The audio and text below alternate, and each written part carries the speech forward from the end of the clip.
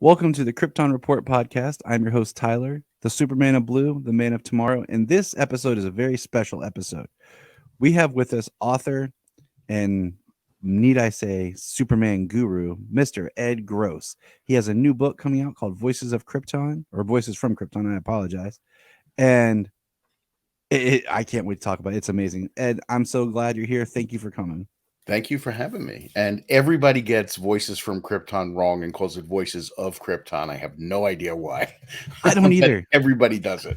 So I it's all don't know good. why either. Like, I'm looking at it really saying that. I got the book right here. You can And lift that book? It's so yeah, big. my son was flipping through it earlier. He's like, Dad, this book looks cool. Of course, like he's 8, and he's like, there's not a lot of pictures and stuff. He's like, this looks cool, and I'm telling Good. him about it and everything. Um, Live right now? nah, we're recording, but we're not live. I'm Oh, just we're not live. recording it. Okay. I Yeah, thought we were by what I was seeing here. Live show. Everyone can see you. It's like, oh, great. yeah, it's not live. Okay. It's just being recorded because I didn't want to do live because there's too many factors that happened. Last time we did a Oh, live yeah. show, uh, my kids came in and people just randomly showed up at my house. So it's always Let me fun. tell you, when I started as a journalist, I worked out of my house for 11 and a half years raising my kids. And my wife was out working. I was here with the kids. I cannot tell you when I go now, when I'm writing a book or something and I listen to transfer an old cassette tape over to an MP3, Hmm. I have them bursting in the room, fighting or crying or whatever. And I'm just saying to the person I'm speaking to, hey, the joys of working from home.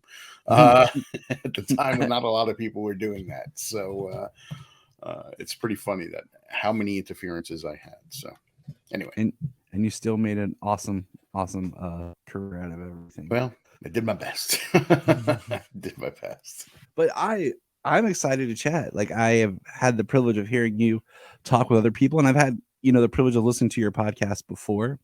Well, thank you. Thank you. Um, oh, you're welcome. So getting to a chance to sit down and talk is just one of those giddy moments of like two Superman fans talking. And I told my wife, like, I'm gonna try to keep it to about an hour, okay? A little more, a little that, Right. because I'm like, we could be off on a tangent. Next thing you know, 4 hours passed, and Tangent is my middle name, as anyone who I've interviewed can tell you. I go and off I in mean all that's sorts of directions. that's happened before. I'm just talking to friends who are Superman fans, and you're just geeking out together. But I just I'm glad we're here and we get this opportunity. Ed and I are video chatting, and I just want to point out he has an amazing life-size statue of Superman behind him, and How I'm do I do that? jealous. There you go. And I'm jealous. I'm jealous. Well, you know what it is. We redid our house about 5, 6 years ago, and my wife, who's not into this stuff at all, but always gives me Superman stuff for my birthday and Father's Day and Christmas, said, Got a "Why good don't we woman. make a Superman room?"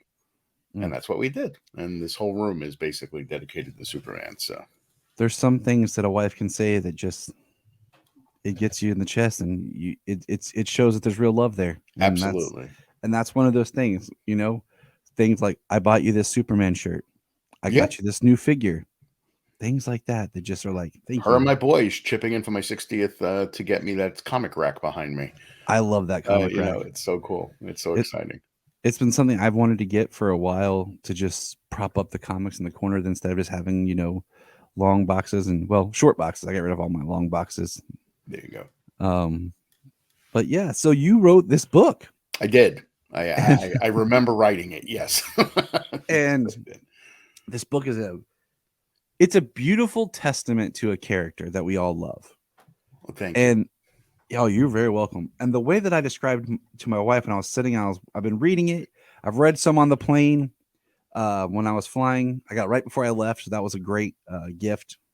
I've been reading it here and there. I haven't finished it. For those, it's as I mean, you can get lost in reading it, but it's 700 pages, Yeah.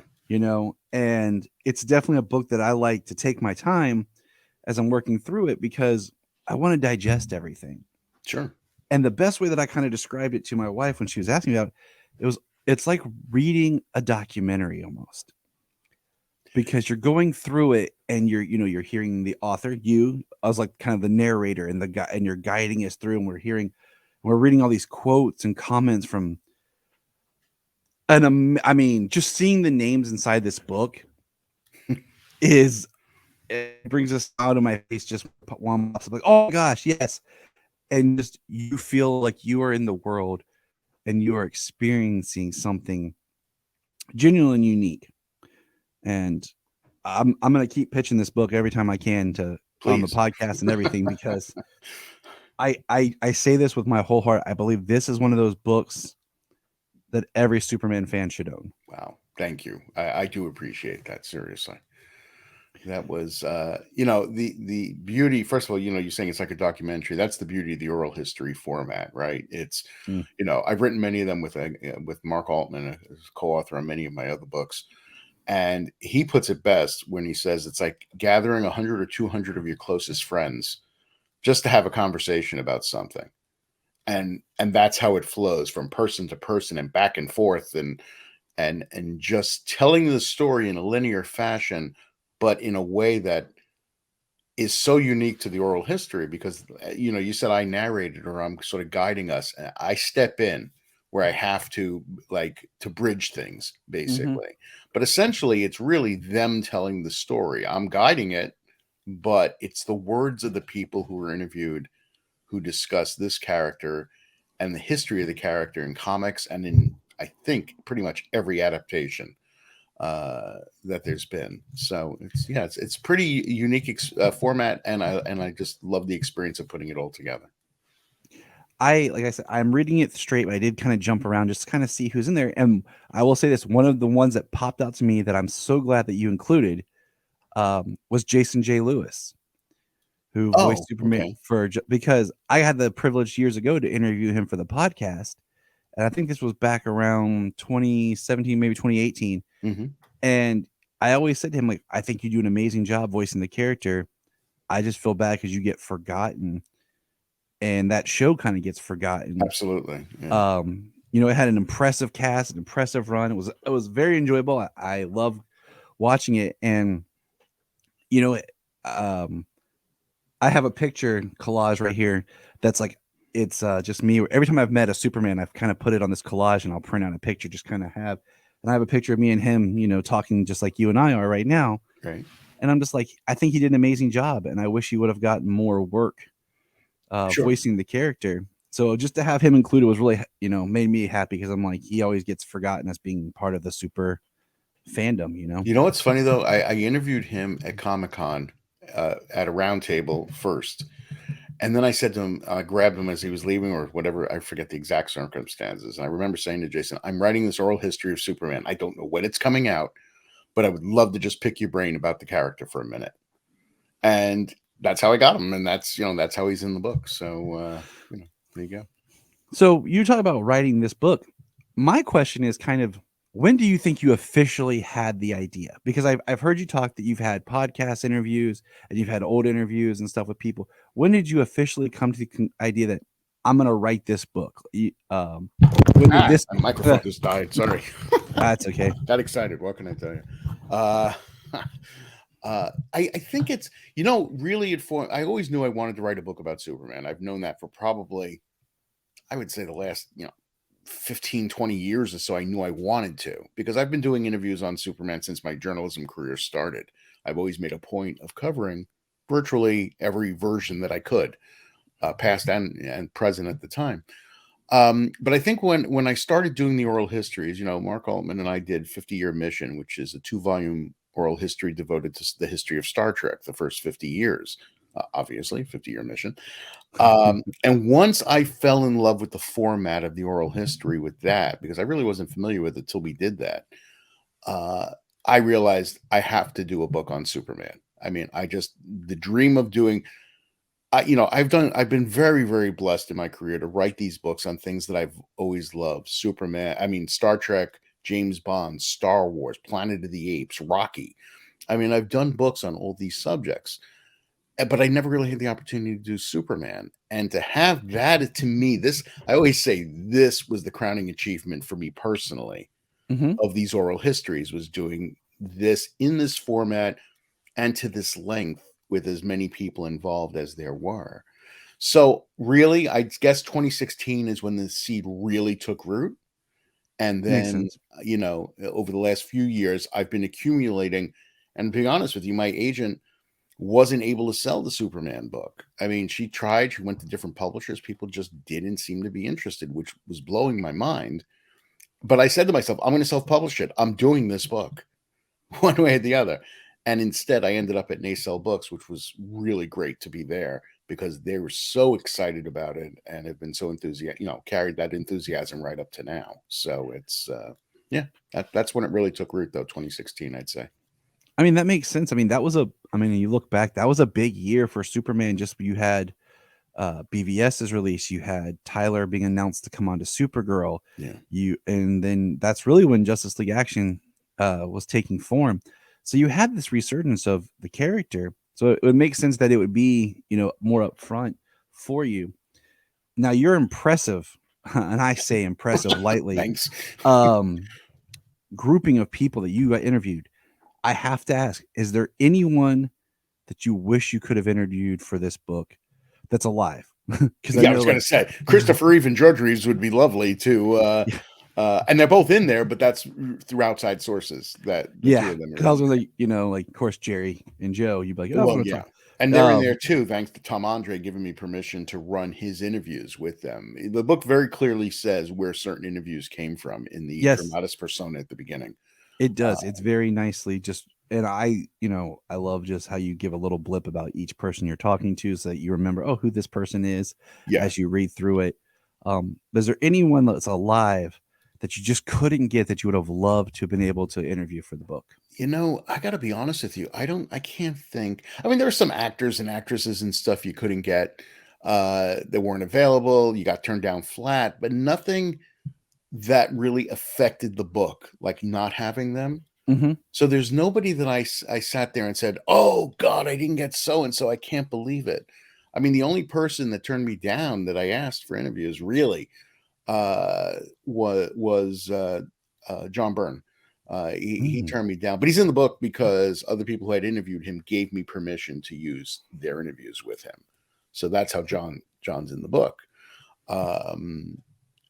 But outside of that, no. I mean, I really can't think of anybody major that I turned to and said, would you talk to me? And they said no. Most people were very enthusiastic talking about the subject.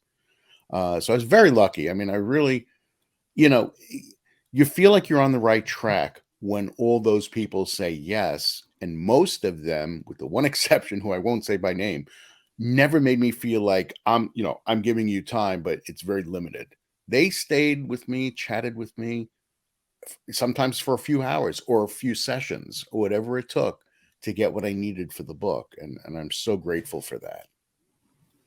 One thing I really love about just what I've read so far is that, you have it, you had it split up beautifully in how you move, things, but there's people that appear at this part of the book, like say the front, the intro, the Jerry and Joe, and then reappear later, like a lot of your comics writers and stuff. So it's not like you have this, here's an interview with this person, here's an interview with this person. It really is a beautiful flow of just information, of relevancy to where you are, like as you're moving through time. Well, that was sort of the goal, was to make sure that it didn't read like, I mean, I say to people, and I do think it's true, in a way, the book is a bunch of mini books put together, because you've got substantial chapters on Smallville, Christopher Reeve, the Adventures of Superman. I mean, the Silver Age of comics, the Bronze Age of comics. I mean, each one of these things could almost be a small book in their own, and they're all combined here, kind of thing.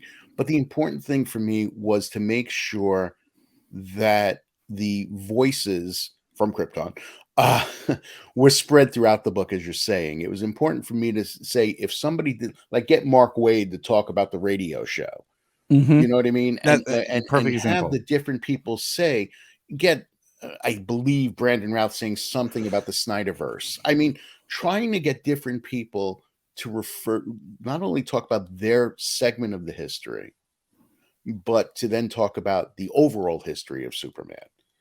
And the other part of it, of course, was having all these historians, comic book historians, authors, different things like that, because they could comment on almost every single era of Superman from the beginning to where we are now. So that was exciting for me, is to make sure that all of that was interwoven in such a way that you just didn't get a voice once, you heard it sprinkled throughout the book.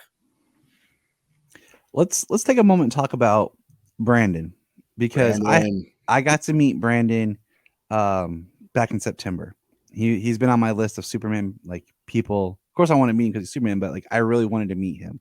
Yeah. Um, I told him like I didn't get a long chance to talk with him, but I got to say like Superman Returns came out at a very critical point in my life and really helped shape me and change me, and like just it was what I needed at the time. And Right. he asked me why, and I gave him a little bit, and I could genuinely tell, like, like I've met people and talked to them when you make a comment or make something that genuinely sparks their interest. And I would have loved to got to talk to him a little bit more about it. But he wrote your forward, Yeah. and I love the forward. Didn't he do a great job? Seriously. I read it in the car. So like my wife and I, we went to the post office. I checked the mail, and I was so happy my book had arrived. And my kid's like, "What is that, Daddy?" And I'm like, I'm telling them what this is, and she's driving, and I'm reading it, and I'm reading this, and I'm like, I'm almost in tears. And I'm like, you have to read this forward. I'm not going to tell you who wrote it. I just want you to read it about the conversation, because my wife and I will get into really good conversations about the character, because I've been sharing with her about the book, and we were talking as I was prepping, to chat with you. And I told her that I feel like everyone who's played Superman has some sort of part where they on off the screen and on the screen, they have elements of the character. Mm-hmm. But I was, there's something genuine about Brandon that just feels so true to the character that it's I don't even know how to say it. Like it feels like he is more Superman on and off than some of the other people. But I think you're right. He hits me as somebody who was genuine. First of all, was a fan before he played Superman. He was a fan of the character, but he's somebody who embraced not only playing him, but sort of being him, mhm. of embodying Superman and having Superman in a sense embody him, if that makes sense. In that he walked away so touched and changed by the experience of playing Superman that that movie is what, how many years ago now? 15, 16 years ago, right? Yeah, Right? yeah. Something like that, or maybe a little more. I think Oh about 15 six. years ago. But he carries it as if he just played it, even though he did do the Crisis on Infinite Earths thing, which again, he was so touched by the opportunity to play Superman at that stage that he just, you read it in his forward, you read it and hear it in his comments. He loves the character, but most importantly, what he represents. Mhm. In all the people I've interviewed, like actors who have played Superman or read interviews with them or watched them or whatever it may be, there are very few. I'm not saying they don't take the work seriously, but they don't sort of look at the character. I don't think, I haven't gotten the vibe that they have anyway, and are changed by having played him. Tom Welling did a great job as Clark Kent. I don't think he came away changed by playing Clark Kent. I don't think Dean Cain came away changed from playing Clark Kent. But I do believe that Brandon was. I believe Christopher Reeve was, of course, to some degree at least, because he was so determined to do other things besides Superman. I understood that. Mhm. And Henry, to some degree, I to a large degree, I think, projects that real love for what Superman represents. But Brandon does see him at still even a fictional character as the opportunity to be the light to lead the way, as he says. And I'm just so, I've interviewed Brandon probably a total of maybe 7 times over the years. Met him at Superman Celebration, met him at New York Comic Con, I think it was, or WonderCon or something, and interviewed him there. And every time I step away saying that he believes Yeah. a man can fly. He believes what Superman represents. And he has, I think, taken a lot of that and into his own life, into his own thinking about things. And it's just so impressive. I know I've gone on a bit here, but that's Oh just, no. you brought him up. Yeah, I mean, that's like I said, that's the vibe. Like there's a different vibe when talking with Superman and meeting Brandon than when Yeah. I've met others. So I mean, it's a great point. And I love the fact that he was the absolute last interview I got for the book.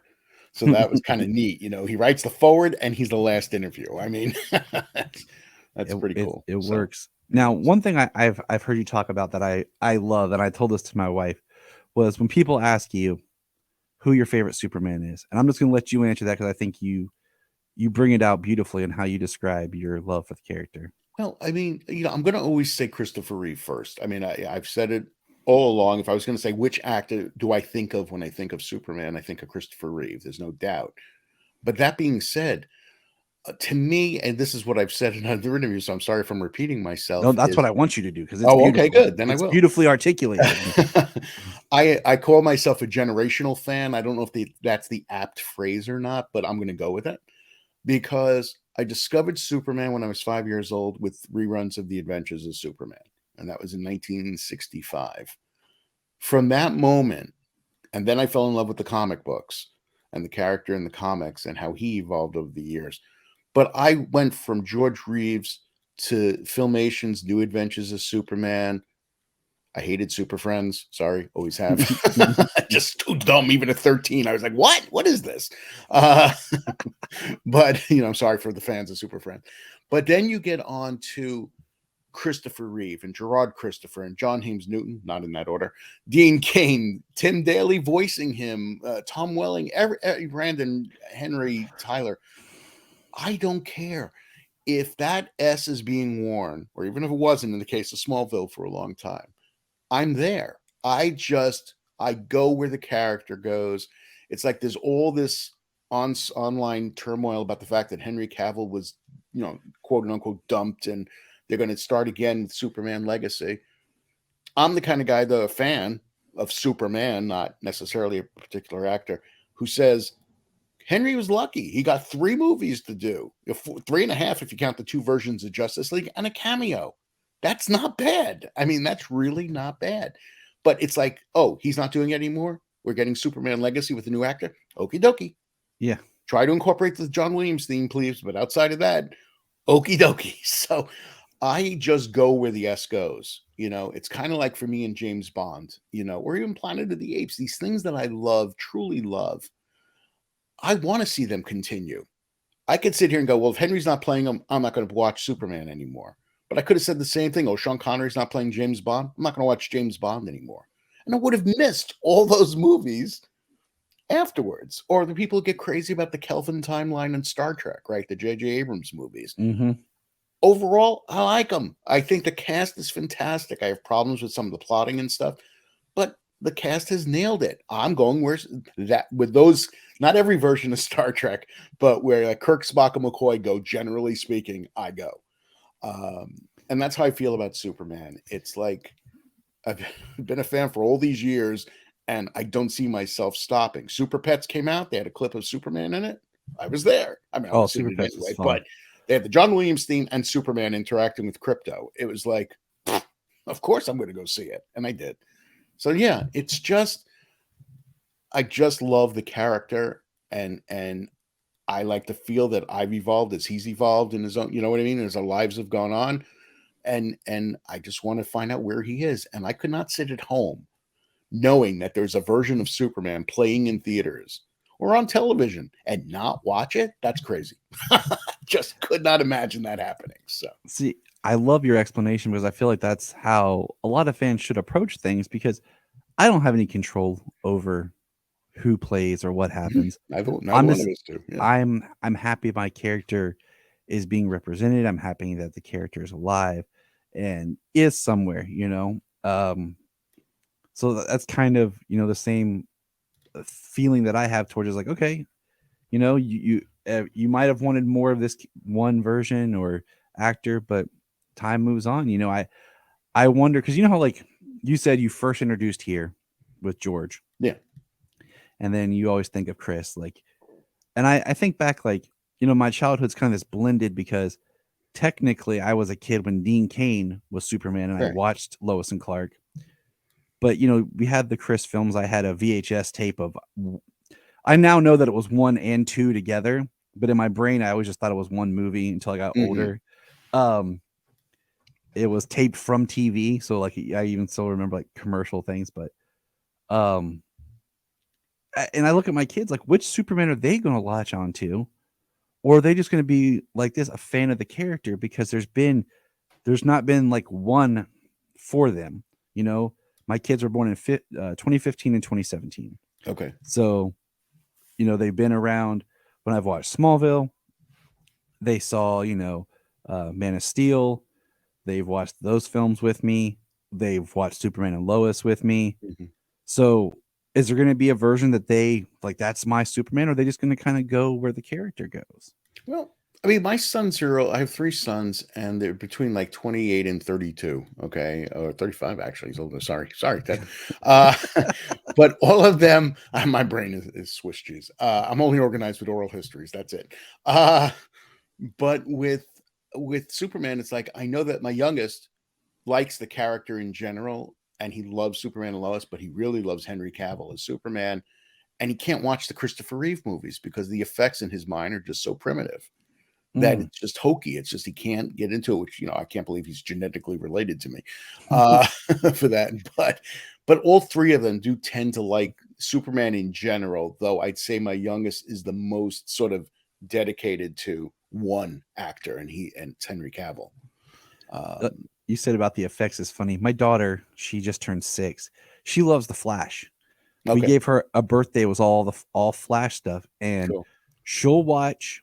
So I've been rewatching Flash stuff and everything. She really likes the movie version right now. She'll watch some Grant Gustin stuff with me too. Mhm. And I was watching the pilot for a future podcast with John Wesley Shipp, and she started watching, and she couldn't get into it. She's like, nah, Right you know. And even my son was like watching the effects. He's 8, and he's kind of like, at 8. okay. He's like, cool. He's Oh, like, all okay, he right. liked it. Okay, good. He was watching part of it with me, and like I think he's a very technical minded. So I Mm, think when he like watches stuff, he'll ask me how they did it or like effects that's wise, cool. Yeah, and start to like ask me questions. So I like we talk about that. So I think he had an appreciation in a sense of like, okay, I see what they're doing. right. Um, but Absolutely. you mentioned James Bond, and this is a debate, Yeah. and this is a question that I ask anyone I interview. Okay. Do you think that the Superman theme should be like the James Bond theme, Yes. the Williams theme? Yes. Yeah, I mean There's you're a, how quick could I answer that question? Absolutely. I was just having this conversation with somebody because I'm not only when I'm interviewed, I do talk about Superman outside of that. And what? and What? what? I do feel like that's why I made the crack before about James Gunn. Please use the John Williams theme. That look, Hans Zimmer did a great job with the Man of Steel theme. I'm not saying he didn't. However, the Superman theme from John Williams is exactly like the James Bond theme or the Indiana Jones theme. Same guy. Um, amazing. Um, it is captures instantly the character. What I love, and I may have said this recently, so again, apologies if I'm repeating what I've said on other podcasts. I love watching like tributes to Superman to the John Williams theme that are intercutting everything from Christopher Reeve to the filmation not the the filmation cartoons, the Fleischer cartoons, Kirk Allen, whatever it may be. It's the John Williams theme unifying 85 years of Superman, basically. I'm telling you, I'm sorry, the Hans Zimmer theme would not do that. If you played the Hans Zimmer theme with clips from every single version of Superman that's ever been filmed, I'm telling you, it would not have the same impact as the John Williams theme. I mean, I remember when Supergirl was coming out and they released a clip of Superman and Supergirl saving that jet that was coming down, right? And somebody put it to the John Williams theme. It blew me away. It played so beautifully with Tyler, the jet's getting away from him. He looks and he shoots forward. And as he goes, you hear dun, dun, dun, dun, dun, as he shoots forward. I got hair standing up on my neck now. It's just the iconic theme for Superman, and there's no reason in the world to change it. I don't care if the approach of the movie has changed. Like when Superman Returns didn't do as well at the box office as they wanted, Warner's insisted that anything associated with the Donner films be discarded. That which is why we never really got until they played with a little bit in the Joss Whedon theme, in the movie version of Justice League first, inappropriate places, frankly, but they did incorporate it. Um, it just now I hope that as they're going to change again, they'll recognize that it is, as you said, like the James Bond theme, and it should represent really every version of Superman, in the movies at least, it should be the theme. You can play with it, you Mhm. can update it, and certainly lead it into a new theme. But I think the core, it's kind of like Star Trek, beginning with the dun, da, dun, dun, you know what I mean? And then lead Yes. into any theme you want. I think I that's so. I I guess agree. another long-winded answer, but there you No, go. I love because like I even think like I love okay, I love the Williams theme risk, but I really liked how they with Superman Returns how they started. It starts differently. It Mhm. doesn't start with the dun dun. It was Yeah, dun dun dun right. dun dun dun dun dun. Dun, dun, dun, you know, like that's where it starts, and there's some differences in the music in the orchestration stuff from what John Ottman did in Superman Returns compared to John Williams, and that proves that you can, like you just stated, like maybe drop it an octave, maybe mess with some of the instrumentation, and it's music. It can be moved, but the core theme can still be there, and Absolutely. and you can carry it character to character, and I think that it just automatically brings an emotion and a sense because even looking at and I cannot remember who did the music, and I apologize for Superman, Lois and Clark.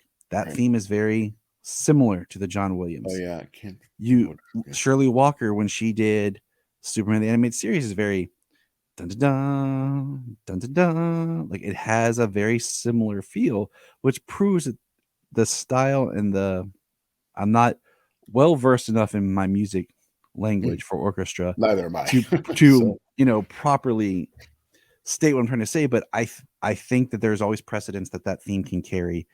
You can tweak it, and it can be just that musical symbol for the character. yeah, and some people would think I'm crazy for saying this probably, but I actually think that Williams incorporates a bit of Adventures of Superman in the Superman theme.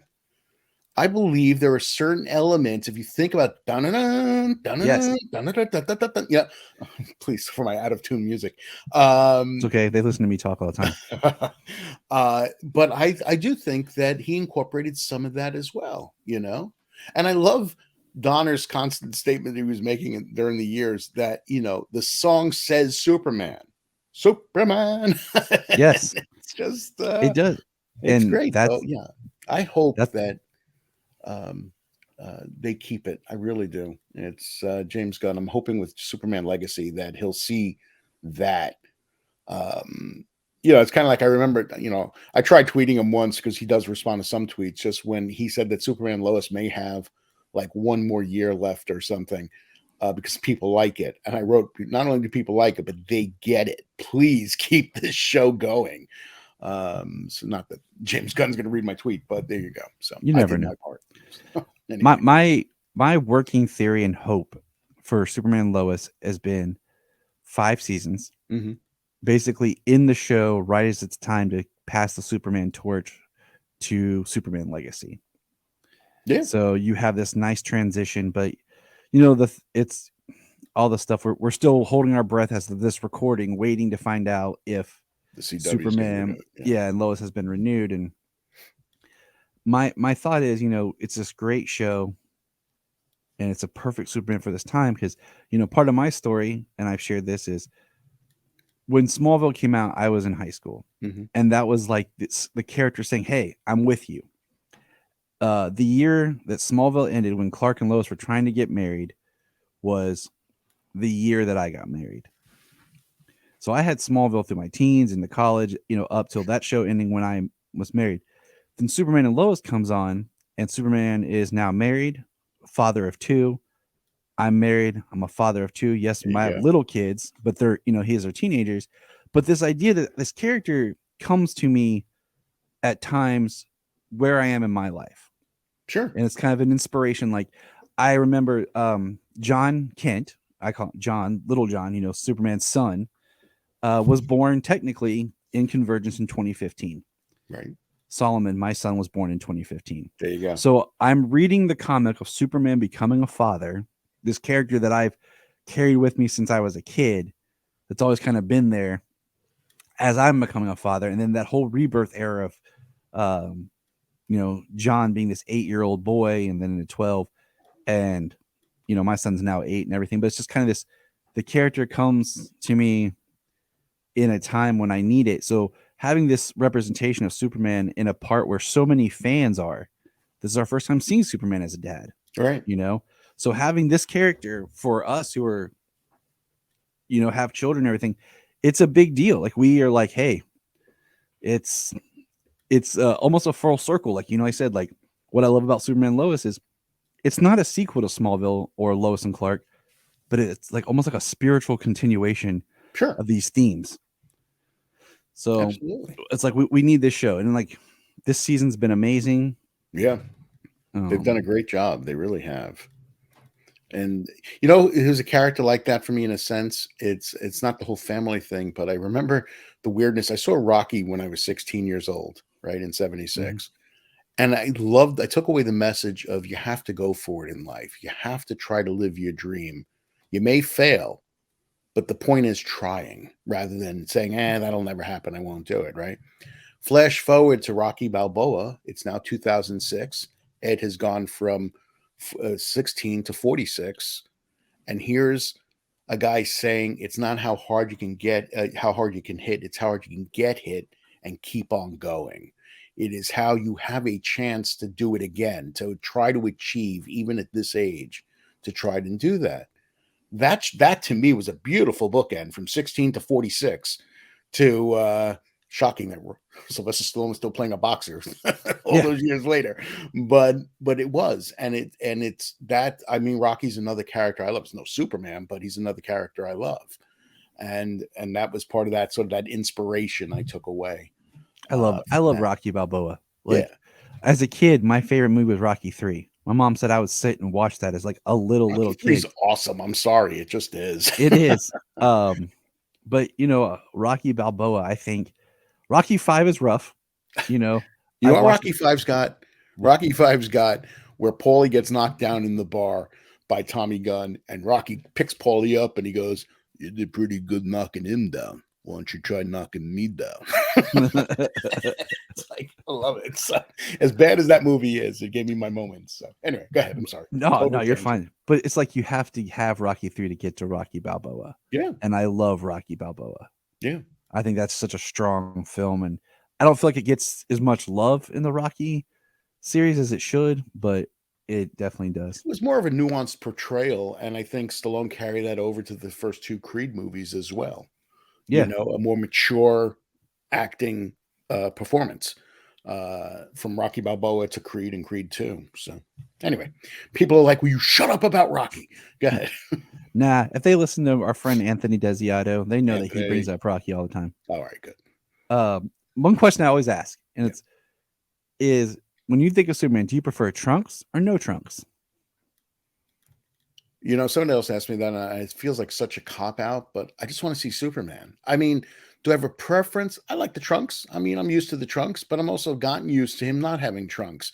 But certainly if Superman Legacy had him in the trunks, I would be very happy to see them again.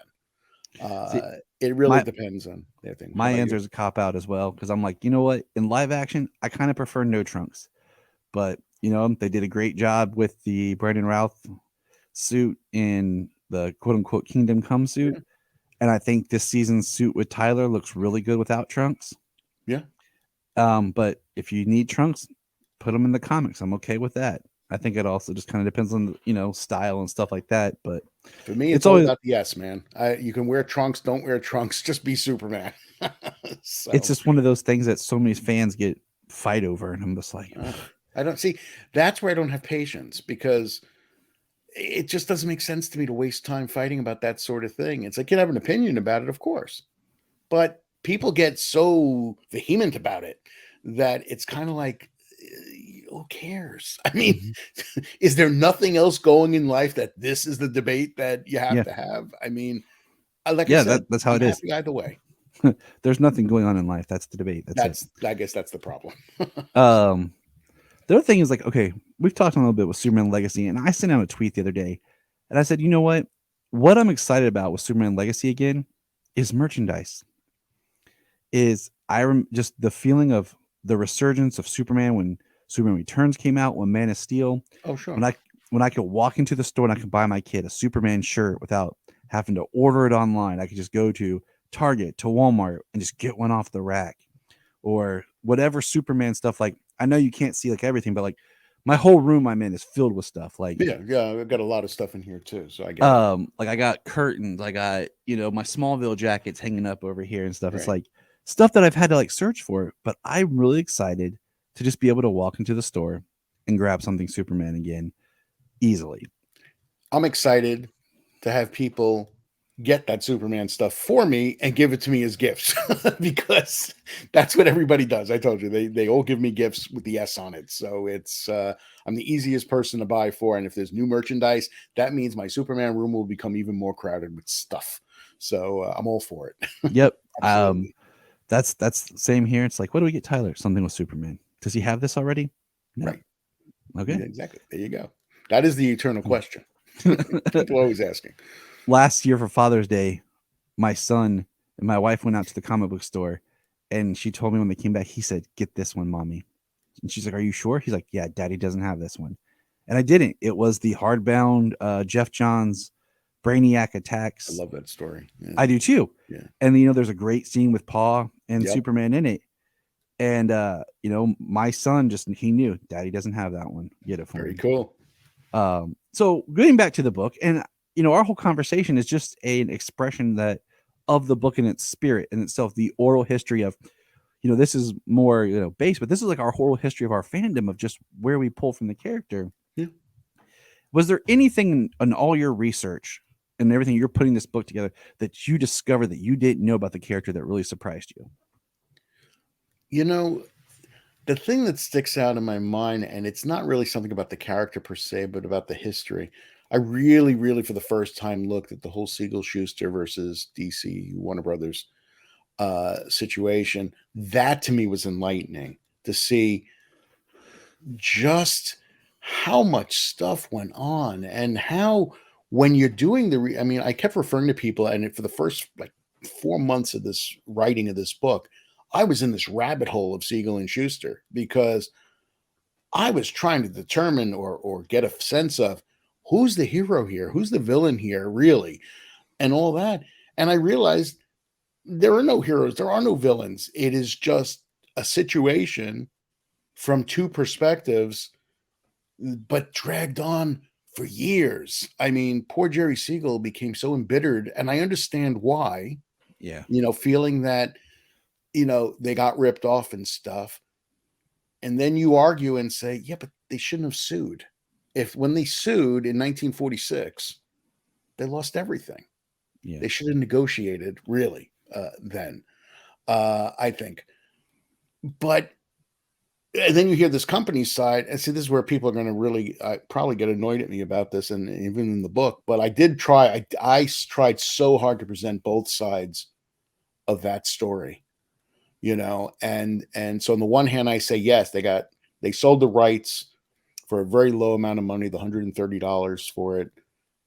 But they did stay employed for 10 years writing and getting a cut of things. And the number that I think I did the equivalent of $6.7 million in 10 years, if you adjust for inflation of what they made. That's pretty good. I mean, considering.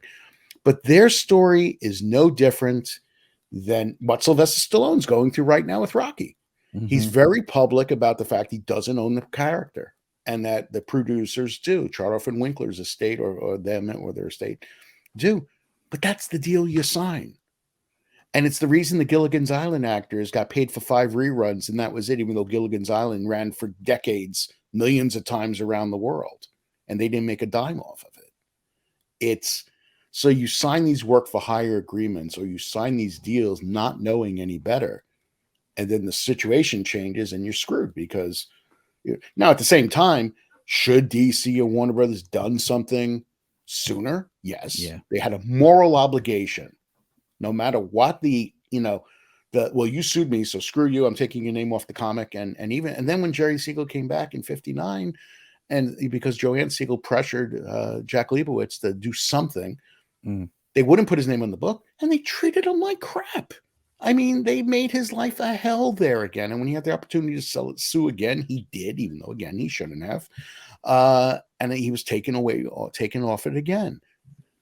It's just so that's my sort of was sort of like realizing and how much the Siegel Schuster story dipped in and out of the history of Superman. Like they were there till 46, they left. They came back, Jerry came back in 59, they sued again, they were out. The Neil Adams thing happened at the time of Superman, the movie, and suddenly everything changed because of the fact they were making this big budget movie and they didn't need the negative publicity. And I think Neil Simon, did I say Neil Simon? Neil Adams. Sorry, Neil Simon's a nice man too. I've met him. He's gone now. But Neil Adams put it perfectly when he supposedly said to DC, for the cost of hiring 2 secretaries, you can make this right.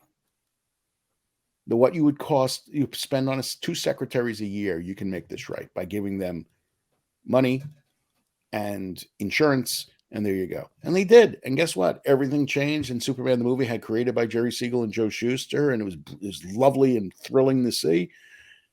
And their story had sort of a happy ending after decades of the thing.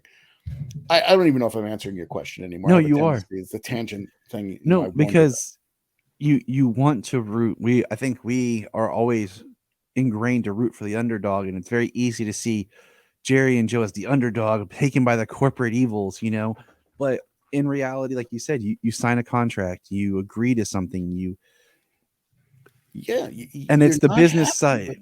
It's the business, and it's the business side of how things go. And you couldn't have predicted what this would do. Like the change, and Mark Waid said to me that this thing could have gone the same way that their Spy Smasher and other things they did failed to click with the audience, failed to live on. Superman could have come and gone and nobody could have noticed and it would have been over right away. Mm-hmm. It just happened to be that it clicked. It happened to catch people's attention because it was so different, but nobody knew that going in. It's like when they say to people, did you ever suspect that you would have the kind of phenomenal success you had? No, nobody ever knows what's going to click with people. Mm-hmm. And that's a question that people ask, like stars and things all the time. It's like, did you suspect that, Indiana Jones would be this giant, phenomenal thing? Or Dr. No would launch a movie, a movie series that's still going around 60 years later and 25 movies later? No, they were making a movie. They didn't know. They were making a comic. They were making whatever. And just luck, the stars line up and things happen. So, and I'm certainly not sitting here saying that, Warner and DC, I keep saying Warner and DC, but I mean, for those years, national periodical. Yeah. I'm not saying they're the heroes in the story. They're good guys. Like we have to root for them. I don't root for them. I mean, they had all the money and they had all the toys. So I don't root for them per se, but I also don't vilify them. I don't sit there and beyond saying morally, you should have done something. So in writing the book, that was my rabbit hole in the beginning and kept resurfacing. I think we dip into that story like 3 times. Dip into that story 3 times throughout the book, that we leave Jerry and Joe and then come back to Jerry and Joe, then leave Jerry and Joe, then come back one more time and then move forward from there. So that to me was like the eye-opening thing. The rest of it is like I had a pretty good working history of Superman. I had pretty good knowledge of what went on with the character, the character in his comics and in his in the various film and TV shows. So, are you currently reading the Superman comics now? Any of them, or? I am trying to find the time. I mean, it's like when people say, "What books have you read?" I don't read any. I don't even read my books. I should. I should read them when I'm done writing them. The thing I did read, however, is I decided to read the first 3 issues so far of the John Kent story with Ultraman and Injustice, Superman and stuff. Yeah. And I have to say, I'm loving it, And I did read recently Supergirl, Woman of Tomorrow, because they're making a movie out of it. So I figured, let me see what this is. And I really enjoyed it. And I really want to get into the whole war world thing. And I'm going to try to become much more involved in reading the current storylines because they have good writers working on them now, and that's I think that's great. I too recently read I bought, of course I have the app, and when I have downtime, it's one of those things I'll do is pull up, and read a comic on there. And I read The Woman of Tomorrow. Thought it was great. I love Tom Taylor's writing, so Yeah. I think you'll really enjoy more of like the John Kent. If you go back and read his John Kent run leading up to Yep. I this got them one, on my Kindle. I'm just ready to get to them when I can. and I think you just talking with you, you'll really appreciate the World War saga Yeah. of just how it really dives into Clark, you know, Clark Superman, the person, the Right. character, the moral standing of a character that he is. I think you'll really, really love that. Yeah. I'm Now, looking forward to it. with the book being as big as it It's is big. there stuff that you had to leave out? Not stuff necessarily I had to leave out because, one of the other things I constantly say is there are going to be a lot of people out there saying, he didn't cover this and he didn't cover that. And there are things I left out, more minutia, I think. I certainly hit all the highlights. And when I say that, I don't mean in a cursory way. I dive into them, I think, pretty much throughout the comic history and the movie history and TV history of it all.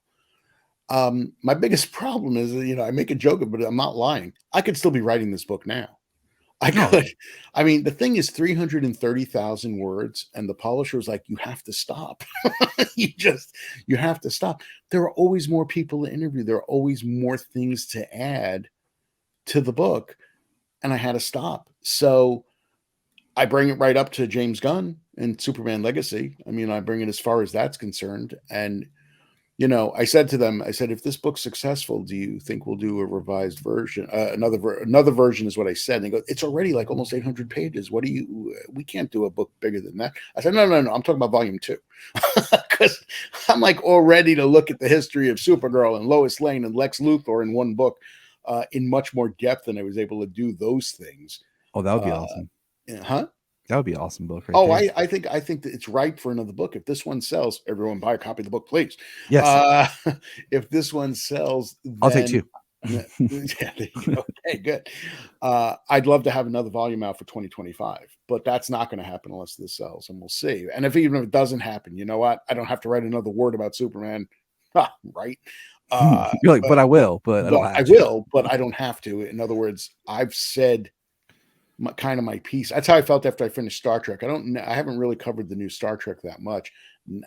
Whatever my feelings are about certain shows, it's not that. It's just not the same as it used to be in terms of talking, getting people and talking to them, having access to them.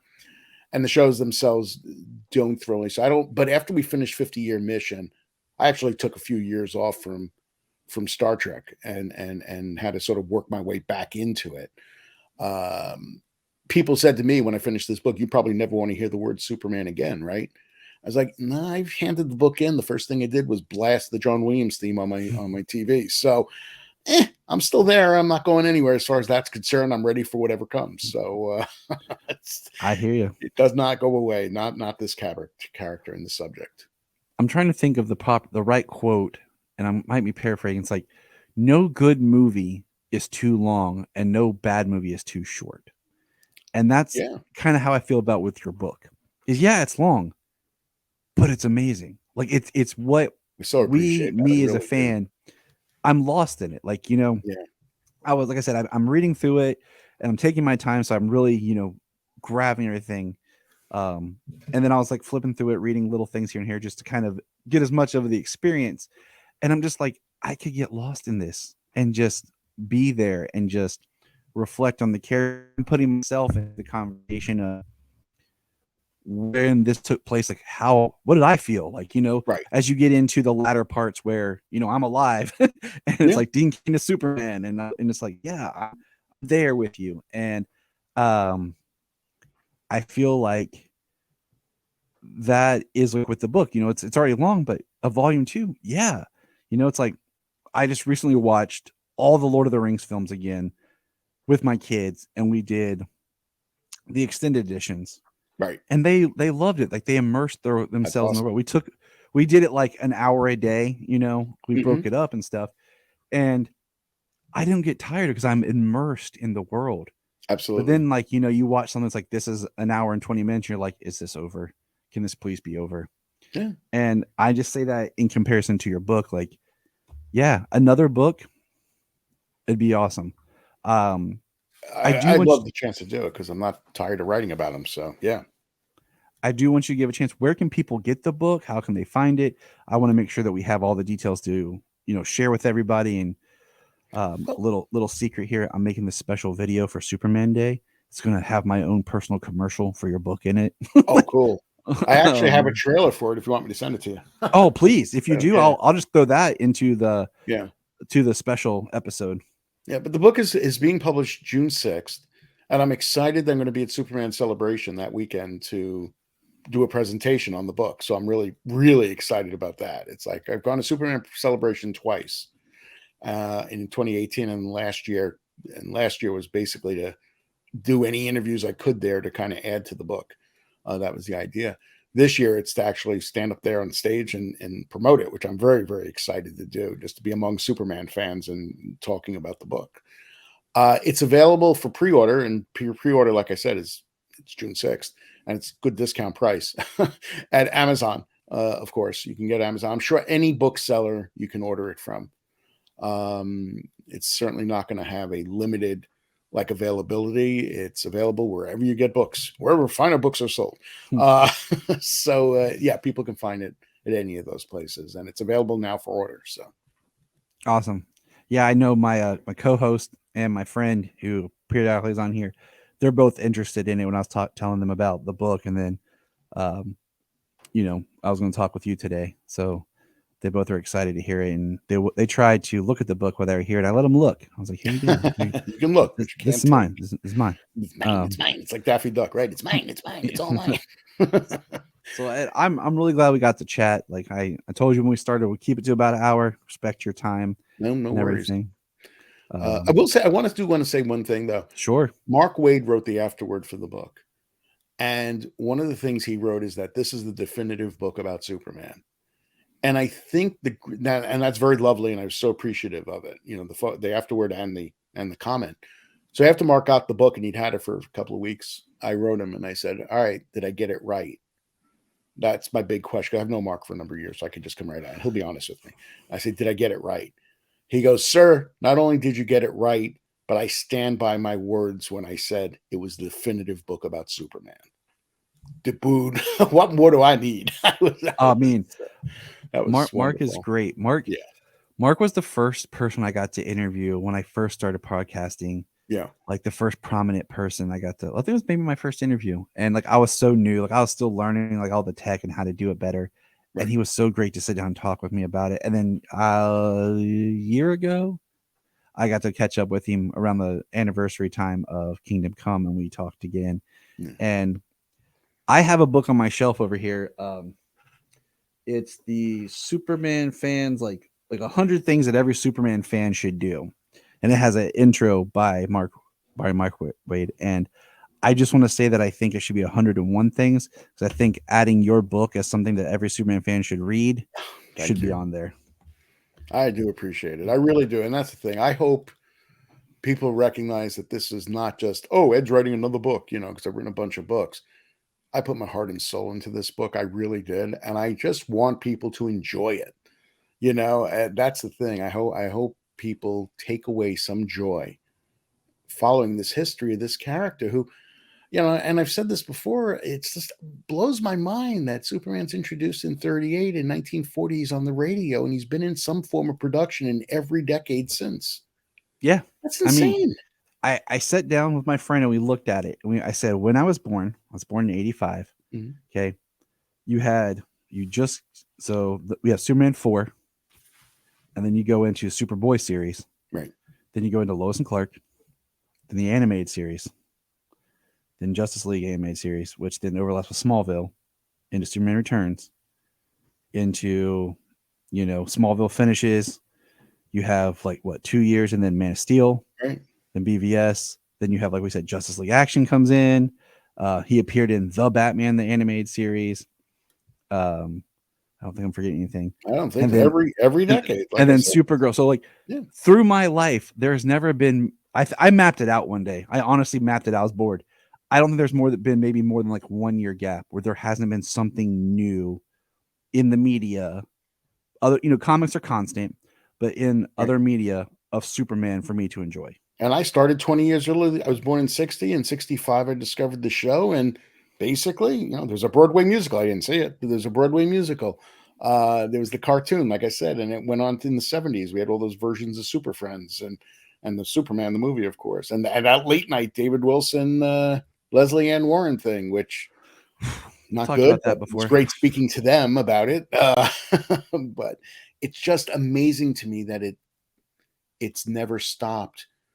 And on Superman the movie, I was 18, and I remember sitting in the theater with 10 people, right? We watched it, we stood up to leave, we looked at each other, we sat back down and rewatched it a second time that night because we just couldn't believe what we had just witnessed. You know, so anyway, that's really a tangent from what you started with. So, No, there you no, go.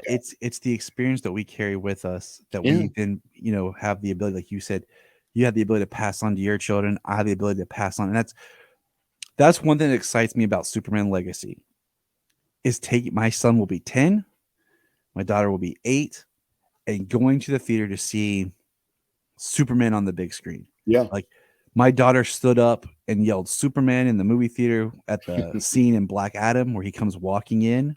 I love that scene. She's so excited to see Supergirl in the Flash movie. Yeah. So the idea that in 2025 I get to go sit down and see another live action Superman on the big screen with my children now, and they'll be old enough to really appreciate it. It's thrilling. So, Well, I'm thrilled to sit down with my children, even though they're in their late 20s and 30s. Can't wait to sit down with them and watch it too. So there you go. I think it's a character that really brings families together. Yeah.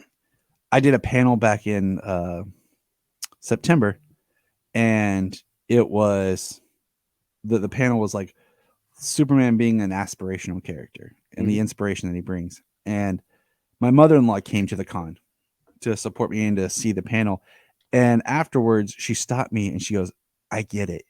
I understand why you love this character so much and why it means so much to you." And she's always been a supporter. Like, she paid for my graduation gift. I have the Superman symbol tattooed right here. Oh, wow. She paid for that as a graduation from college gift for me. She's got me. There's multiple things in this room that she's got. She's always supported, and because it's something I love. But she was like, "I understand. I get what this character means." That's very cool. So that was a big epiphany moment. So absolutely, no, it's wonderful. But Ed, thank you for being here today, being part of this. I greatly appreciate it. No, thank you for having me. It was a great joy. I hope to come back again someday. Anytime. I definitely we'll book ahead 2 years so we can talk Superman Legacy. Okay, I'll be there. All right. Yes. Sounds good. Is there any social media or anything that you'd like to, say that people could get in contact with you to just, share their stories or just interact with you at all? I mean, I have everything. I have everything Superman Voices from Krypton related. I have a Voices from Krypton at gmail.com. If anyone wants to drop me a line there. I'm at Ed Gross on Twitter. I think I follow you. I'm pretty sure I do. There's a Voices from Krypton as well, but I don't remember the exact Twitter. I'm not a social. I only use social media really to say, "Hey guys, check out this cool article," or "I've got this book coming out," or something like that. And that's really kind of. I'm very limited on social media. I have to. That's something I really need to improve. So, at Ed Gross on Twitter is probably the best thing, and the Voices from Krypton at gmail.com. So. Is it at Ed Gross, the entertainment journalist at TV Retrovision? Yeah, all right. I'll go with that. Yeah. But that's not the whole Twitter thing, is it? It should be. No, I found you right here. There's a Voices from Krypton one as well on Twitter, but sadly, I don't remember exactly what it was. Hey, we us super fans got to stick together.